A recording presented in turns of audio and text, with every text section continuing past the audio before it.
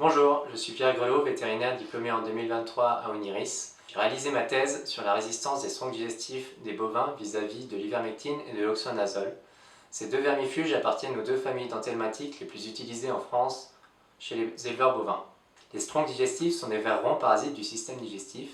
Ils ont un cycle simple, une évolution d'un œuf en larve dans la pâture pendant au moins une semaine, puis ils sont ingérés par les bovins avec l'herbe. Ils se fixent ensuite dans le type digestif en gênant le bon fonctionnement. La résistance des strongs digestifs vis-à-vis des anthelmatiques est très développée chez les moutons, les chèvres et les chevaux en France et mène parfois à une impasse thérapeutique avec de la mortalité dans certains cas.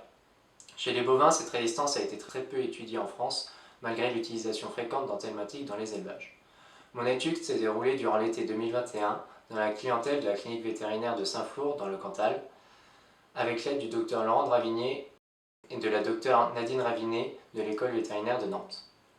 Le protocole terrain a été réalisé en collaboration avec les thèses de Lisa Ledieu et de Michael Lopez dans le cadre du projet Respect.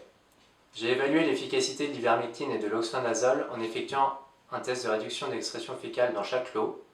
Cela consiste en deux coproscopies, une juste avant de vermifuger le lot et une deuxième environ 14 jours plus tard. De plus, des coprocultures ont été réalisées afin d'observer les espèces de strongs présentes. Un anthelmatique est efficace lorsqu'il diminue d'au moins 95% la quantité d'œufs excrétés.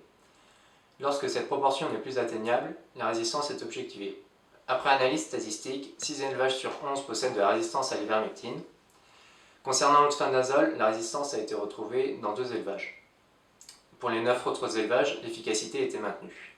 C'est la première fois en France que la résistance de strongs digestifs est mise en évidence chez des bovins dans de telles proportions, et seulement la deuxième fois en Europe que le genre Ostertagia, le strong le plus pathogène chez les bovins, est retrouvé après traitement. Or, lorsque la résistance à un anthelmatique est installée dans un élevage, elle est très difficilement réversible. Par conséquent, ces résultats doivent amener les vétérinaires à sensibiliser les éleveurs sur l'existence de cette résistance, à rappeler les bonnes pratiques d'utilisation des anthelmatiques, à raisonner leurs prescriptions et à vérifier l'efficacité des anthelmatiques prescrits fréquemment dans les élevages afin de maintenir l'arsenal thérapeutique.